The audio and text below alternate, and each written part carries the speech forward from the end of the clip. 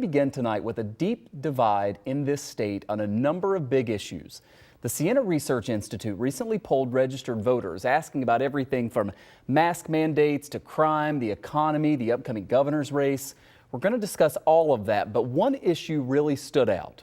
People are extremely worried about crime in this state. We know certain types of violent crime like shootings and homicides have risen sharply in many communities.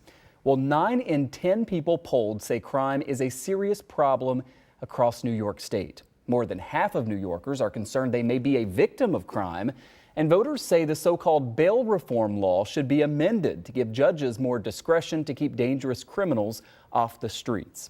Siena pollster Steven Greenberg is with us once again tonight to provide some context here. And Steve, I want to start with that chat about crime, because this really kind of stood out to us, specifically bail reform. It's been a hot topic since the new laws were enacted at the start of last year. I want to show our viewers the new laws got rid of the option for judges to set cash bail for most lower level and nonviolent crimes. And support for amending the law has, support from 65% of New Yorkers, but majorities of Democrats, Republicans, people who live in New York City, people who live upstate, also a plurality of Black and Latino voters. Governor Kathy Hochul has opened the door to some potential changes here, saying that she'd work with the legislature to see if there can be any amendments. That hasn't happened so far. What do you think the message is from voters as you've polled them on this crime issue? Well, I think the message is very clear. Crime is an issue that is very much on the front of people's minds across the state. As you said, 90% of New Yorkers are concerned or think that the fear of crime is serious. 60% of those New Yorkers think it's very serious. Closer to home, 63% of people think crime in their community is a serious problem. So what we see is the bail reform law is something that people can grasp onto. A lot of people are talking about it. It's gotten a lot of attention. And what voters are saying is, yeah, if it's going to help keep dangerous criminals off the street, given what we're facing in the crime problem right now, we'd like to see it happen. And as you pointed out, strong support upstate and downstate. Democrat, Republican, and Independent, stronger among Republicans, but still a majority of Democrats. And voters of color closely divided. As you say, a plurality support, but basically very closely divided among both Black and Latino voters. Yeah, we'll have to see how this sort of poll result impacts legislation and our lawmakers in Albany, if at all. I want to transition to a couple of other topics here. We've been debating mask mandates for a long time now. This poll shows that there is still a deep divide on that. A majority of New Yorkers, almost 6 in 10, though, want to wait until early March, as the governor has suggested, before lifting the mandate for masks in schools. But it was interesting, you also broke this down among people who have children in their household, and it's a bit of a different story. We're showing our viewers now 46% of them say wait until early March before deciding, 13% say ended after the February break, and 40% say the mandate should have already ended. What is your takeaway in terms of how people feel right now about masks in school and masks generally? Well, I mean, if you don't have children in your household, those voters, nearly 2/3 of voters who don't have school-aged children in their houses, support waiting for March to see the data before deciding what to do on the school mask mandate. But they don't have people directly involved. Those New Yorkers who have school-aged children in their house, they're closely divided. As you pointed out, 46 say wait for the data, 40% said it should have been gone already.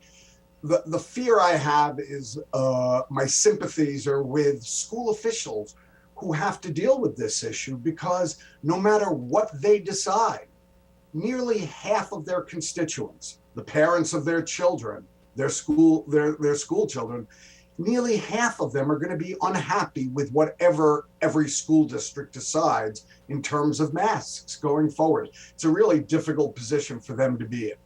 Yeah, and it's something that no matter what your position is, you probably should recognize that half the state disagrees with you, right? So, taking that into consideration as you're sharing your own thoughts on that. Absolutely. Those who say that everybody wants the masks off, or those who say everybody wants to still be safe and wear masks. No, you're both wrong. Yeah. About half of New Yorkers agree with you, and about half of New Yorkers agree with you. Yeah, finally, Steve, some interesting political findings in this latest poll as well. New York is a blue state. President Biden won it handily in the last election, but his favorability is now split right down the middle, 48-48. I was surprised to see that. Governor Kathy Hochul's unfavorable rating is now at its highest mark, though it seems she's the far and away, lead right now in terms of the race for governor. And then you kind of have the politics of the economy. So we're showing our viewers here 39% of New Yorkers said that inflation is having a very serious negative effect on their personal finances. An equal amount said it is a somewhat serious negative effect. Both of those record highs in your poll. Your thoughts on that, the politics of the economy, and then also the race for governor? Sure. Well, there's no question. As we talked about crime, now we're talking about economy. Those are two of the biggest issues on voters' minds right now. Granted, we're still 4 months before the primary. We're still 9 months away from the general election, and these things can change. But right now, those two issues are very much top of mind, and that doesn't play well for Democratic incumbents. As you mentioned, President Biden with a 48-48 favorability rating. His favorability rating and his job performance rating as president are both at their lowest level in the 1 year now that he's been president.